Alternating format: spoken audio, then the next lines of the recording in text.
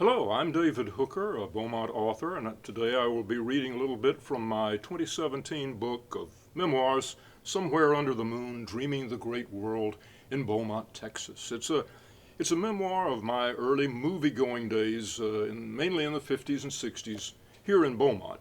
Horror movies were a big part of my movie-going experience, and today I'll be reading from chapter 21 of my book about the late William Castle, a very famous horror director, whom I had the privilege of seeing in person at Lamar back in 1965. What I'll be reading right now is a trimmed down, cut version of pages 186 through 188. Does anyone really love horror? Now, I would suggest that no, we really do not. It is like asking whether anyone really enjoys cold weather.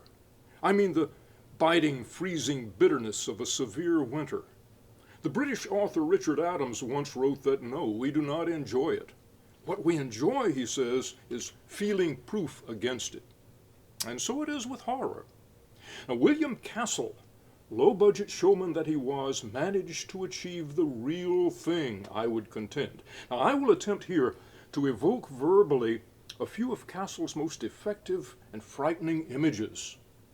In the movie Macabre, a child's coffin is thrown open to reveal in the glaring white flash of lightning a small, staring, muddy face, eyes agog, with pinpoint pupils drilling mercilessly into ours, mouth stretched open in a silent shriek.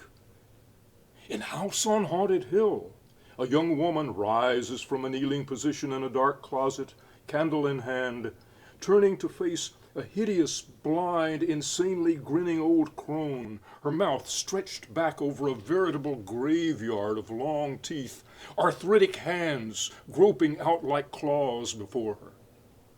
Also in House on Haunted Hill, the same young woman casually flips open the lid of her overnight case to find a desiccated head, wide-eyed, staring up at her amid snaky wreaths and coils of its hair.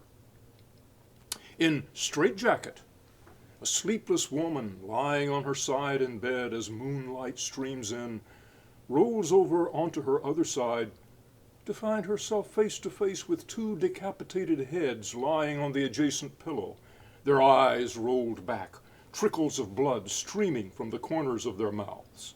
And there were more, many more.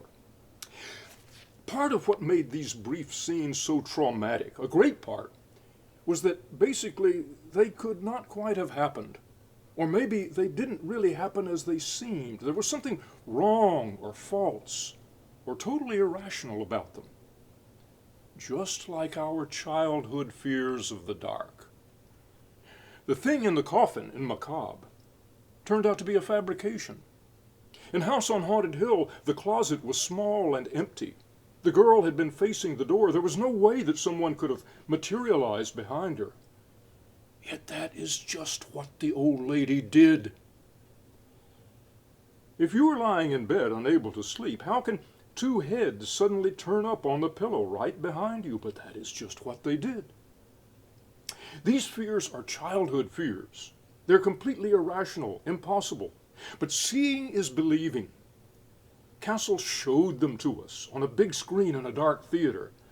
And even though we knew they were impossible, we beheld them and we screamed. For the images were traumatic. Seeing them was traumatic. And seeing them on the big screen at the Liberty Theater at a midnight show when you're 13 years old can be devastating.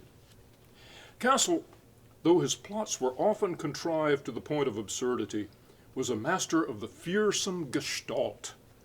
He could present and light and frame a cinematic image to such a degree as to maximize its shock value, simply as an image. Logical underpinnings be damned. Many times I have played that closet scene from House on Haunted Hill over and over, sometimes freezing it literally frame by frame to study it and try to analyze all the elements of what makes so absurd a scene so terrifying to so many people, myself included.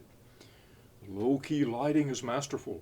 The old woman's posture, her facial expression, her wild shock of thick white hair, those still but grasping claws, the way the camera pulls back to reveal her, suddenly, but not a cut, And then the quick cross-cutting between the close-up of the frightened girl and the close-up of the crone. And then she literally floats, glides, rolls past the young girl she has terrified without moving any of her limbs. It's later explained that she's just a poor, blind old caretaker of mortal flesh and blood. But her sudden materialization and her ghostly gliding are never accounted for. There was no need. Many thousands of moviegoers remember her, remember that moment, and shudder when we do. Rational explanation would not have diminished nor heightened that experience. Thank you.